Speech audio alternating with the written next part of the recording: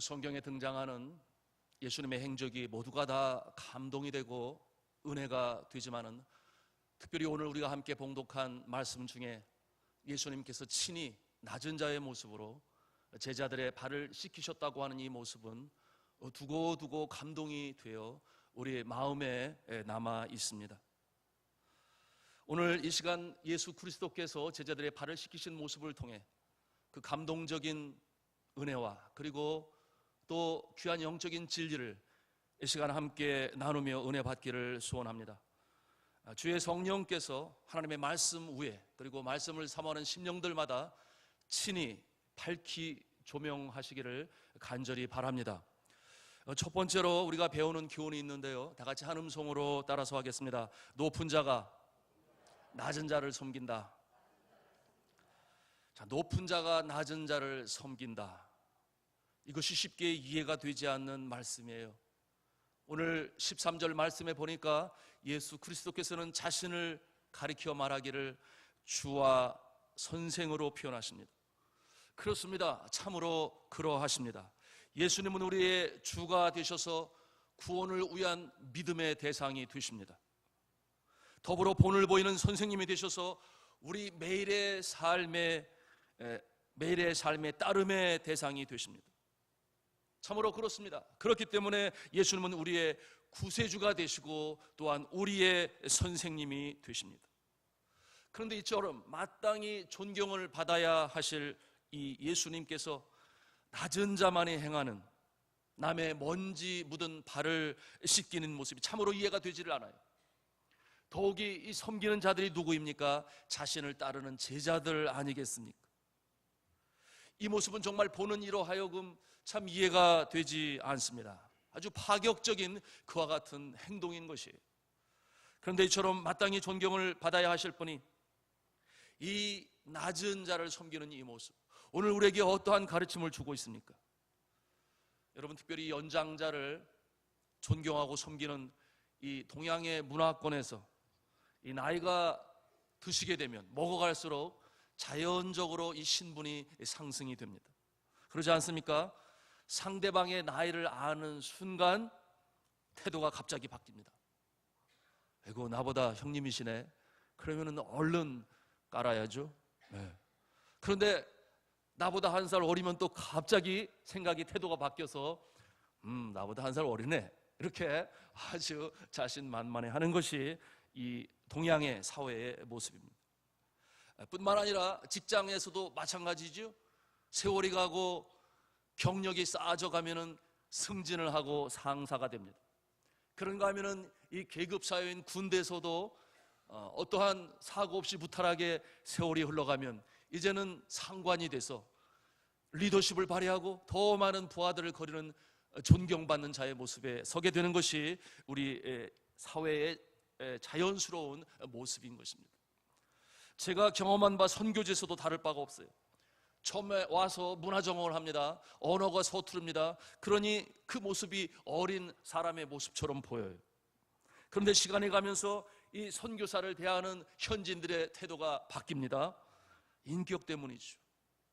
사랑하는 가족을 떠나서, 조국을 떠나서 생전 알지도 못하는 현지인들을 사랑으로 섬깁니다. 헌신적으로 봉사합니다. 그렇기 때문에 현지인들이 감동을 받아요. 그러기에 시간에 가면 이 선교사들은 이웃으로부터, 현지인들로부터 존경을 받게 됩니다. 그리고 나아가서 예수 믿는 사람들로부터는 이제 대접을 받습니다. 영적인 스승이 되는 것이죠. 그것이 정상적인 모습으로 보여집니다. 그런데 문제는 그러한 삶이 자신을 알게 모르게 이 섬기는 자의 자리에서 섬김을 받는 자의 자리, 섬기는 자리에서 섬김을 받는 자리에 있다 보니 잘못하게 되면 그 자리에 군림하려고 하는 그와 같은 모습으로 나아가는 것은 참으로 안타까운 모습입니다. 그런데 오늘 이 성경의 예수님의 모습은 그런 모습이 아니시잖아요. 존경받으실 스승의 자리에서 스스로 낮은 자의 자리에 처하십니다. 제자들 앞에서 무릎을 꿇고 발을 씻기시며 종들이 하는 모습으로 제자들을 섬기셨다고 하는 것이에요. 높은 자가 낮은 자를 섬긴다고 하는 것은 세상적인 원리로 볼 때 옳지 않은 모습으로 비춰집니다.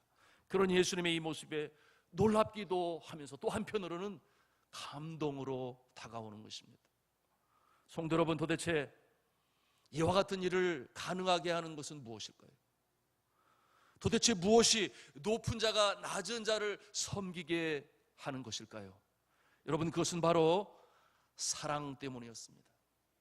사랑 때문에 예수님께서는 낮은 자를 기꺼이 섬기실 수가 있었던 것입니다. 이것은 곧 주님의 성품을 말하는 것이죠. 그래서 성경은 말을 합니다. God is love. 하나님은 사랑이시라. 성도 여러분, 예수님의 마음에는 제자들을 향한 이 무한한 사랑이 있었습니다. 인류를 향한 무한하신 사랑이 있었어요. 세상이 각박해져 갈수록 이 사랑에 감격하는 것이 오늘날 우리의 모습 아니겠습니까? 한때 유럽을 정복하고 영웅 중에 영웅이 되었던 나폴레옹 보나파르트, 그는 1815년에 워털루 전쟁을 마지막으로 전쟁에 패하게 됩니다. 그러니 영국의 구속이 되어 세인트 헬레나 섬에 유배를 당하게 되는데, 그곳에서 남은 여생 죽음을 기다리는 상태에 이르게 되었습니다. 그때서야 비로소 진리가 저의 마음에 부딪혀와서 저는 그렇게 외쳤습니다. 나는 칼로 유럽을 다 정복하지 못하였으나 젊은 예수는 사랑으로 온 세상을 다 정복하였다. 사랑하는 성도 여러분, 이 아침에 이 예수 그리스도의 사랑이, 십자가에 달리시면서 나의 죄를 위하여 물과 피를 다 쏟으신 예수의 그 사랑이 여러분의 가슴에 물결처럼, 파도처럼 넘치기를 저는 주님의 이름으로 축복합니다. 상하고 지치고 멍들고 외롭고 세상의 세포가 그렇지 않습니까? 그러나 주님 앞에 나온 여러분들, 십자가 앞에 이 모든 짐을 다 내려놓으실 때 주님의 그 사랑이 우리의 마음에 함께 계심으로 세상이 알지도 못하고 세상이 주지도 못하는 그 사랑으로 우리가 회복되는 것인데, 예수 그리스도의 사랑으로 말미암아 다시금 회복되시기를 주님의 이름으로 축복합니다. 생각해 보십시오. 때로 이 바야흐로 예수 그리스도께서 이제 세상을 떠나실 날이 얼마 남지 않았어요. 이 제자들을 얼마나 사랑하셨습니까? 저들과 함께 동고동락하셨습니다. 함께 먹고 자고 기도하고 병자를 고치고 주의 복음을 전했습니다. 비록 3년이라는 기간이었으나 이제는 저가 떠날 때가 다가온 것을 알고 있습니다. 그러니 예수 그리스도께서는 저들에게 그 사랑을 그렇게 전해주고 사랑하셨는데, 이제 그 일도 일임하시고자 하십니다. 그런데 떠나오는 시간이 가깝습니다. 오늘 성경 13장 1절, 이 사랑 많으신 예수님의 모습을 우리가 볼 수 있는데요, 요한복음 13장 1절 말씀을 같이 함께 읽기를 원합니다. 13장 1절 같이 읽습니다. 시작. 6월절 전에 예수께서 자기가 세상을 떠나 아버지께로 돌아가실 때가 이른 줄 아시고 세상에 있는 자기 사람들을 사랑하시되 끝까지 사랑하셨느니라. 떠날 때가 다가온 것을 아시고 사랑하시되 끝까지 사랑하셨다 그랬습니다. 우리는 상상해 볼 수 있습니다. 우리의 부모님들이 그러지 않을까요?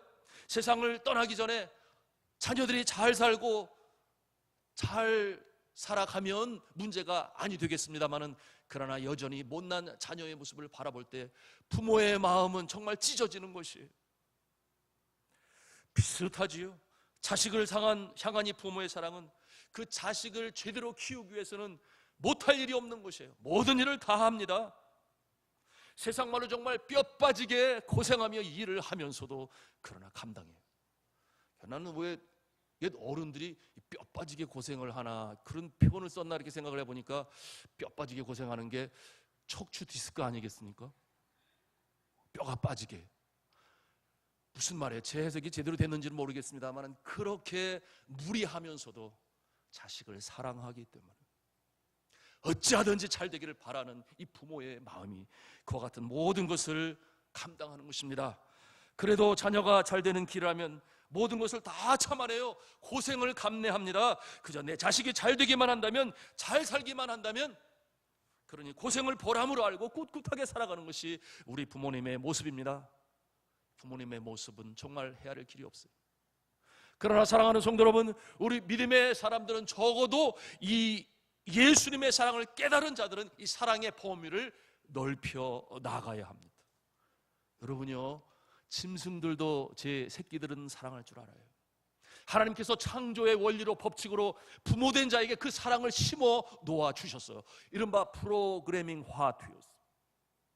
그런데 예수 믿고 변화된, 인격적으로 예수를 닮아가기 원하는 자들은 그 울타리를 넘어서서 나보다 더 힘들고 어렵고 지치고 상한 심령들, 저들을 향하여 손을 내밉니다. 가깝게는 가족들 가운데 있겠지요. 그러나 그 울타리를 넘어서서 같은 교회에 다니고 있는 어려운 처지에 있는 교우들, 그런가 하면 사회와 이웃 속에 살아가고 있는 정말 힘들고 어려운 자들, 물질 때문에, 육신의 연약함 때문에, 또는 가정의 관계의 문제로 인하여, 또는 직장의 일로 인하여 힘들고 어려울 때에 예수님과 같이 사랑을 전하는 그와 같은 모습이 되실 수 있기를 저는 주님의 이름으로 부탁합니다.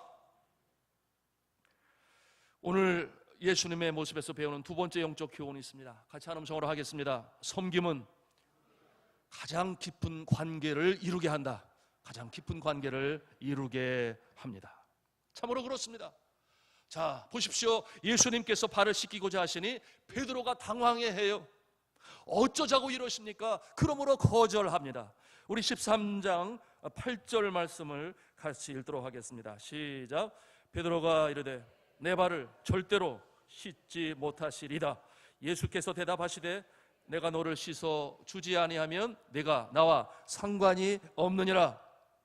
자, 베드로가 당황하여 예수님이 발을 씻는 것을 씻지 못하게 막으니 예수께서 뭐라고 말씀하십니까? 내가 너를 씻어 주지 아니하면 내가 나와 상관이 없느니라. 그렇게 말씀하세요. 여러분이 상관이라는 말을 헬라 원어에 살펴보니 메로스라고 하는 말인데요, 영어로는 part라는 말입니다. part, 부분이라는 뜻이죠. 내가 너를 씻기지 않으면 나는 너의 부분이 되지 않고 너의 한 부분이 나의 부분이 되지 않는다. 다른 말로는 너와 나와 상관이 없다, 그런 말이에요. 서로 상관이 없는 관계는 어떠한 관계입니까? 서로 그 모습이 메마른 관계, 관계가 형성되지 않은 서먹서먹한 관계, 피차 너는 너 나는 나, 관계가 없다, 삭막하고 각박한 것이죠. 그런데 예수님께서 발을 씻기심으로 말미암아 관계를 형성하시고자 하신 것입니다. 사랑하는 성도 여러분, 이 섬김을 통한 교제의 모습은 우리의 이 삶 가운데도 적용이 되어집니다. 우리가 어떠한 사람과 관계를 갖고 주님 안에 진정한 교제, 그것을 뭐라고 말하냐면 성경적인 용어로 코이노니아 그래요. 여러분 많이 들어보셨을 거예요. 한번 따라서 해보겠습니다. 코이노니아. 참 우리가 헬라 원어 다 알 필요는 없어도 몇 개의 단어는 알면 참 좋은데 그 중에 하나가 코이노니아입니다. 이 코이노니아는 진정한 교제를 말하는 것인데 그 안에 예수 그리스도의 십자가의 보혈이, 사랑과 그 공로가 함께 하심으로 그 관계는 세상이 생각하는 그런 관계가 아니라 진정한 교제, 이 땅에서 맺어진 관계지만 저 하늘나라까지 연결되어지는 관계. 아멘. 그것은 혈연과 지연과 학연의 이 범위를 넘어서서 주님 안에 예수로 말미암아 신비한 연합체를 이루는 코이노니아, 진정한 교제로 나가는 것인데, 서로 섬김을 통하여 이 진정한 교제가 있어서 얼마나 세상이 각박합니까? 얼마나 외롭습니까? 그러나 이 사랑으로, 이 섬김으로 진정한 교제를 이루시는 그 축복을 누리시는 저와 여러분 모두가 다 되실 수 있기를 주님의 이름으로 부탁합니다. 아멘. 정말 그렇습니다. 저는 그래서 개인적으로 이런 생각을 갖고 사람들을 대해요. 신세를 많이 지고 신세를 많이 갚자. 그래서 제가 밥을 사달라는 말도 자주 하지만 제가 항상 밥을 살 준비가 되어 있어요. 왜냐하면 그러는 가운데 진정한 교제를 싹트고 맛보게 돼요. 그것이 곧 전도의 비결로 연결이 돼서 많은 사람들과 쉽게 친하게 되니, 주변에 여러 사람들이 있어요. 우리 교회 안 다니시는 분들 말이죠. 밥이라도 같이 하십시다. 또 그 붙여놨잖아요. 오늘은 휴일, 상가, 초상 이런 거 써요. 그러면은 바로 준비해야죠. 모르지만 그러나 섬기고자 할 때에 관계가 시작이 되어지고, 한번 그런 인사를 나눴으면 좋겠어요. 서로에게 격려했으면 좋겠습니다. 신세 많이 지겠습니다. 그렇게 한번 인사하겠어요. 신세 많이 지겠습니다. 그 다음에 또 인사하겠어요. 신세 많이 갚겠습니다. 신세 반영. 아멘. 이런 관계가 되면 진정한 코이노니아의 모습으로 가는 거예요. 오늘 예수님이 제자의 발을 닦은다고 그러니까 베드로가 감당할 수가 없는데, 내가 너를 씻기지 않으면 너가 내와 상관이 없느니라. 우리 그리스도인의 모습은 이와 같은 모습으로 살아가야 되는데, 오늘 예수님께서는 그와 같은 본을 우리에게 보여주시는 것입니다. 이 주 안에서 성도 간에 신령한 교제가 있으므로 기쁨으로 외로움을 타게 나가시는 산돌중앙교회 성도 다 되실 수 있기를 주님의 이름으로 축복합니다. 세 번째 교훈입니다. 우리 한 음성으로 하겠습니다. 본을 보이는 가르침이 최고의 가르침입니다. 최고의 가르침. 아멘. 예수님은 제자들을 사랑하시기 위해서 제자들의 발을 씻기셨지만은 그 일에는 목적이 있었습니다. 그것은 뭐냐면 서로 섬김으로 사랑하라. 그것을 보여주시기 위해서 이렇게 하신 거예요.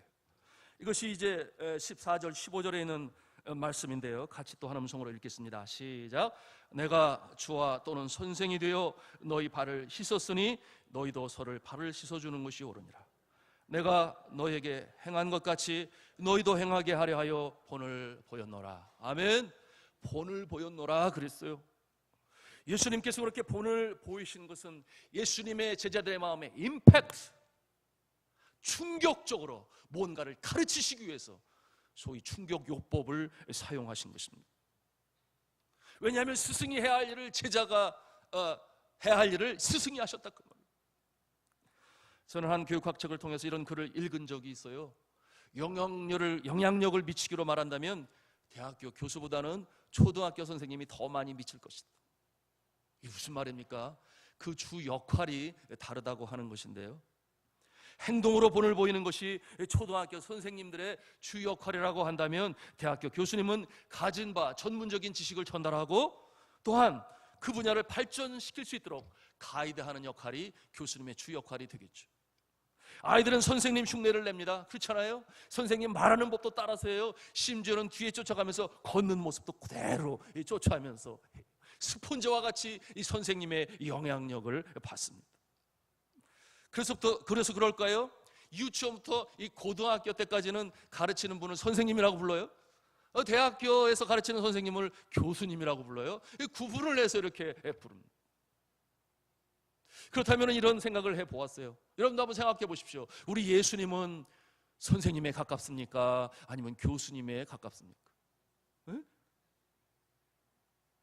예수님은 양쪽 다.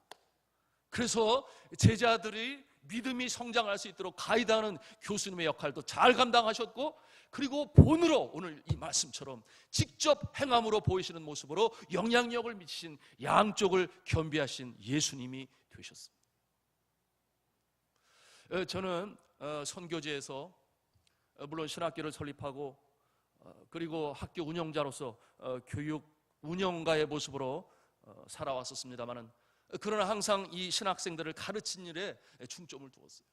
그래서 16년이라는 세월을 우리 신학생들과 더불어 함께 동고동락하며 하나님의 말씀으로 가르쳤습니다.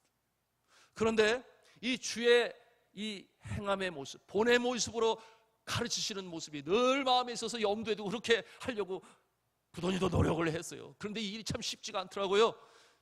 새벽에 때로는 제가 새벽 기도하자고 그렇게 시작을 해놓고서는 때로는 꾀가 나가지고 일어날 때 너무 힘들어요. 그런데도 약속을 했으니까 어떻게 일어나서 새벽에 가서 신학생들과 함께 기도를 해요. 왜? 기도하는 모습을 본으로 보이기 위해서. 그러면서도 늘 생각을 갖는 것은, 아하, 지식을 전하며 가르치는 것보다 본으로 보이는 것이 항상 더 힘들구나. 목회 현장도 마찬가지 아니겠습니까? 제가 말씀으로 준비하고 전하는 일, 물론 시간을 많이 들이고 씨름을 하고 은혜 받아야만 전하는 그와 같은 모습을 갖습니다만, 그러나 때로는 직접 현장에 나가는 일은 꾀가 날 때가 있어요. 병원에 입원했는데 빨리 달려가서 위로하고 격려해 줘야 되는데 날씨는 덥지, 설교 준비에 핑계거리가 나오면 자꾸만 그걸 빼려고 하는, 그럴 때마다 아유 이 못난 놈, 그런가 하면은 어느 주일에 성도님의 얼굴이 안 보여요. 그런데 그 다음 주에도 또 안 보여요. 그럼 어떻게 해야 돼요? 무슨 일이 있나, 얼른 안부로 전화를 붙든지 해야 되는데 또 꾀가 나가지고 생각이, 어린아이인가? 그 일일이 다 내가 전화를 해야 되기. 알아서 나오면 얼마나 좋아? 뭐 이렇게 생각을 가져요. 그러면 안 되는데 예수 그리스도께서는 본으로 보여주셨잖아요. 그래서 기도할 때마다 회개해요. 하나님, 이렇게 목회하면 안 되는데. 그럴 때마다 갖는 생각은 그렇구나. 그저 말로 지식으로 가르치는 것보다 항상 본을 보이는 것은 더 힘들구나. 그런데 일이 가능한 방법이 있어요. 그래서 뭐냐 하면 기도하면 주님께서 능력 주시는 줄로 믿으시기를 바랍니다. 기도하면 하나님께서 성령으로 충만케 하여 주셨어요.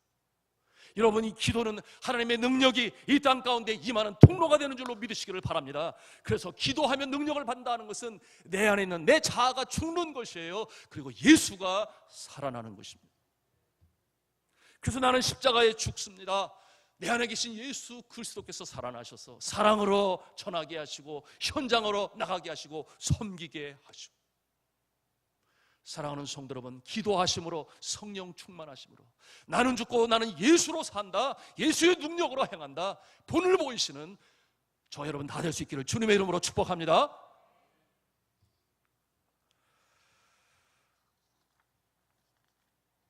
자, 이와 같은 모습 있기 때문에 우리가 주님 앞에 기도하며 나가야 되는데,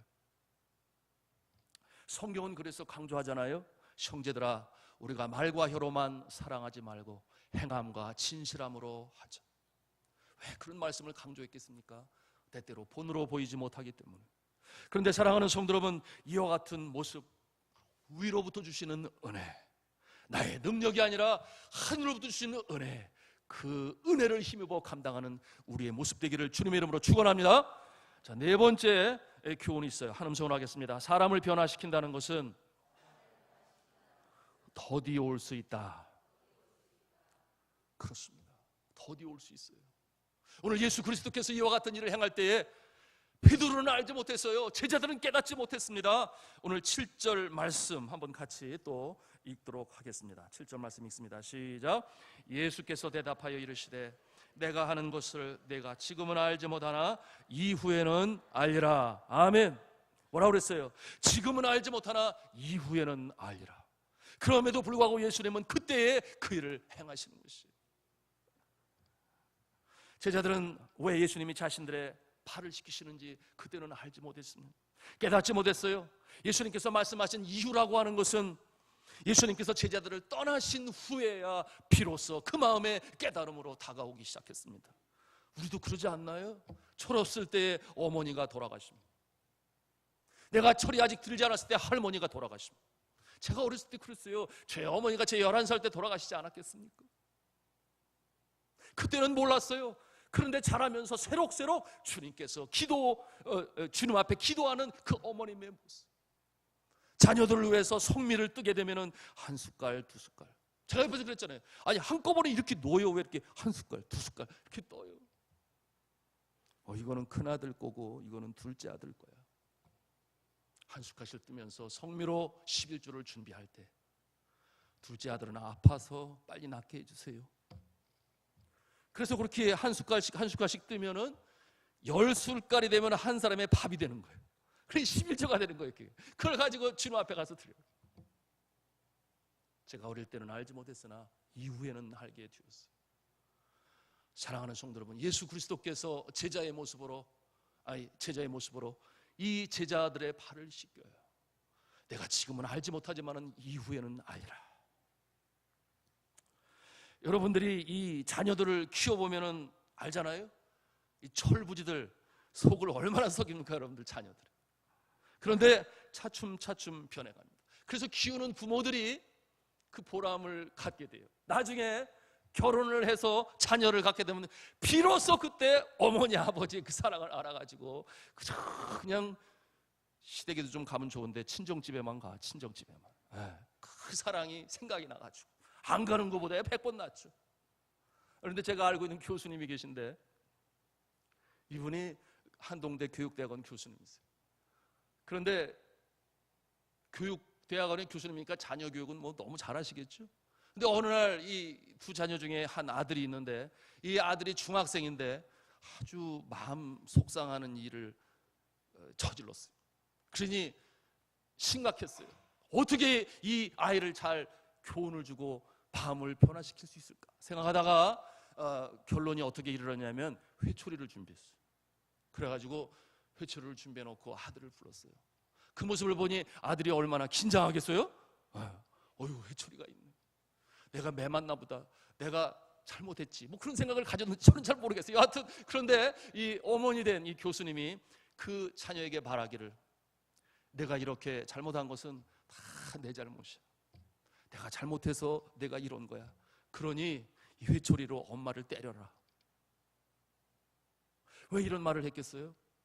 너무 마음이 아프니까. 또 한편으로는 과거에 어르신들이 그렇게 했잖아요. 예? 어르신들이, 스승이 차라리 나를 때려라, 그 말에 충격을 받아가지고 어떻게 내가 부모님의 이 종아리를 때리겠습니까? 그래서 마음의 변화를 받아서 다시는 엄마 마음 속썩이지 말아야지, 그런 다짐하고 결단하고 변화된 것 아니겠습니까? 그래서 이제 차라리 나를 때려라 그러는데 아들이 주저주저, 내가 잘못했는데 내가 왜 엄마를 때려? 그런 마음 가졌겠죠. 그런데 엄마가 내가 잘못한 거니까 네가 때려, 그렇게 얘기했는데 설마 때리기를 기대했겠습니까? 그런데 이 아들이 주저주저 하더니 회초리를 들어가지고 이 엄마를 때리기 시작한 거예요. 그러니 아이고 아파라, 아이고 아파라 그랬을 거 아니겠습니까? 그러고서는 그 상황이 끝나고 나서 혼자 방에 들어왔는데 이 억울함이 말할 수가 없더래요. 아니 이거 어디에 하소연할 수도 없고 그렇잖아요. 아니 이 녀석이 정말 엄마를 때리네. 그 어머니의 마음으로 생각으로 그것이 그를 변할 것이라고 생각해서 그랬는데 어디다 하소연하겠어요? 남편밖에 더 있겠어요? 그래가지고 저녁에 남편이 왔는데 남편 앞에 이런 일이 있었어요 그러면서 얘기를 했는데 그래 왜 자녀한테 때리라고 그래요? 그래. 그런데 놀라운 것은 시간이 지나고 저가 지금은 이 아들이 미국에 유학 가 있는데 얼마나 공부를 열심히 잘하는지 어머님의 그 은혜를 생각하고 어렸을 때 그 모습을 기억하면서 이제는 참 효자 귀한 아들이 되었으니 얼마나 감사합니까? 여러분도 자녀가 말을 한번 해봐요. 통하나 안 통하나? 네. 사랑하는 성도 여러분, 제자들이 그랬어요. 그때는 알지 못했습니다. 시간이 한참 지난 다음에, 그때가 언제였습니까?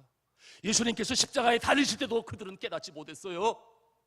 그래서 두려워야 다락방에 숨었습니다. 예수님께서 다시금 부활하여 찾아오셨잖아요. 그래서 저 갈릴리 바다에서 베드로를 부르셨어. 내가 정말 나를 사랑하느냐? 정말 나를 사랑하느냐? 그러면 내 양을 먹이라. 다시금 격려하시고 위로할 때 비로소 저들이 깨달아 알아가기 시작했습니다. 사랑하는 성도 여러분, 예수님께서 제자들을 양육하시고 깨닫게 하실 때도 이와 같은 인내로 하셨던 모습을 우리가 기억할 수 있다면 오늘날 이 시대를 살아가면서 우리는 이와 같은 모습 경험하지 않아요? 정말 사랑으로 양육하며 인내하며 키우는 우리의 자녀들이 그렇고 우리 구역 식구 안에 그런 사람이 있는가 하면 우리 교회 안에도 그런 사람이 있어요. 그럴 때에 어떠한 모습으로 대하겠습니까? 우리가 인내하시기를 바랍니다. 기다리시기를 바랍니다. 끝까지 위해서 사랑으로 섬기시기를 바랍니다. 아멘. 그 모습이 있어야 돼요. 그러나 우리 가운데 소망이 있는 것은 주께서 사랑하시는 자, 그 사랑과 섬김을 보시면서 주님께서는 우리를 위하시는데 먼저 우리 자신의 영성을 변화시키는 줄로 믿으시기를 바랍니다. 아멘. 사실 그래요. 그처럼 섬길 때 주님께서 그러시는 거예요. 그래, 내가 그처럼 인내하며 섬길 때마다 내가 영광을 받느니라. 내가 왜? 소자에게, 작은 자에게, 부족한 자에게, 여전히 믿음이 연약한 자에게 하는 그 일이 소자에게 하는 것인즉 곧 나에게 하는 것이니 내가 영광을 받느니라. 그리고 너의 영성이 더더욱 깊어져 가느니라. 사랑하는 성도 여러분, 우리가 이와 같은 예수님의 이 모습을 바라보면서 이와 같은 모습으로 성숙해져 가야 하겠습니다. 그러므로 지치고 상하고 어려울 때에 예수님의 이 모습을 바라보면서 그 예수님은 나를 어떻게 지금 바라보고 계시는가, 내가 변하기를 바라보시는 예수님의 그 사랑 어린 눈길을 떠올릴 수 있어야 돼요. 지금도 바라고 기다리시는 예수님의 모습이 오늘도 이 아침에 우리를 부르신 것 아니겠습니까? 사랑하는 성도 여러분, 그러므로 우리의 마음 가운데 늘 간직해야 될 이 예수님의 가르침 우리의 가슴에 있어야 하겠습니다. 동시에 그와 더불어 우리는 항상 사도 바울의 그 환난 어려움 속에서도 인내하며 복음을 전했던 그 모습을 기억하면서 한번 따라서 하겠습니다. 우리가 선을 행하되 낙심하지 말지니 포기하지 아니하면 때가 이름에 거두리라. 때가 이름에 거두리라. 아멘. 이와 같은 모습으로 승리해 나가시는 복된 인생으로 살아가시는 우리의 신앙과 인격이 성숙해져서 예수님을 닮아가시는 그 모습이 다 되실 수 있기를 주님의 이름으로 축복합니다. 기도하시겠습니다.